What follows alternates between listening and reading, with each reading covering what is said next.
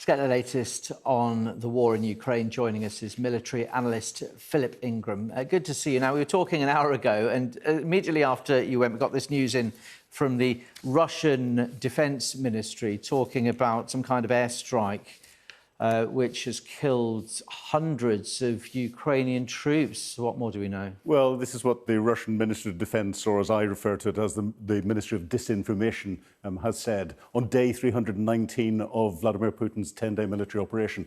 They're claiming an attack that they've identified over the last 24 hours, Ukrainian troop concentrations in a building in the town of Kramatorsk that we can see in the centre there, and that they attacked it with rockets and have killed over 600. Now, that's interesting. They've said it's in retaliation to the Ukrainian New Year's Eve strike in the city of Mykolaiv that the Ukrainians claimed that they killed 400 Russians in, and the Russians said that they had lost 89 in that.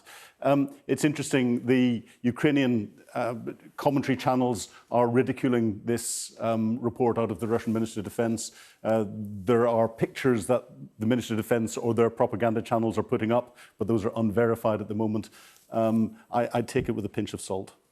What else is happening then? Bachmut and Zaporizhia, key focus at the moment. Yeah, Bachmut, we've been talking about this for months. We've got the Ukrainians actually fixing the Russians in the Bachmut area. The Russians are trying to encircle the city to then capture it. There was some talk of them capturing the salt mines just to the north of it, but the Ukrainians are continuing to hold the Russians there, whilst the Ukrainians are probing into Crimea, trying to look at counterattacking into that ground line of communication we can see going through Crimea down to the east of Bachmut and further down to Donetsk.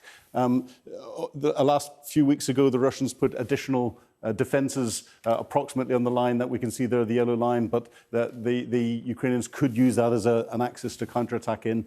And then last night we had UK Ministry of Defence talking of a defensive line between the Vasilivka and Orkiv area, increasing the defences along there because they're potentially expecting a Ukrainian counterattack down in through that Zaporizhia bit.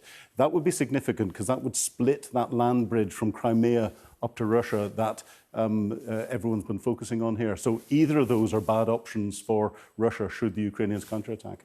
And suggestions of further Russian troops going into Belarus? There's also been some talk of shelling overnight into, and again, this is Russian information saying that they've attacked the two power plants that we can see here, but this has been unconfirmed. It's interesting, the Russians have been attacking Ukrainian power plants, trying to break the will of the Ukrainian people over recent months, but they're now saying Ukrainians are shelling into Russian-controlled power plants.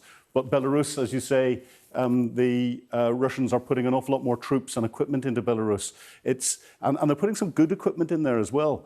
They've been using it as a training ground for the reservists that they called up. It's not clear whether what they're doing is preparing an attack force to try and attack down into Kiev again at some stage and split the Ukrainian defences. The Ukrainian defences will have to be split anyway to prepare for that just in case, or whether this is just some big bluff that will come out over the coming weeks.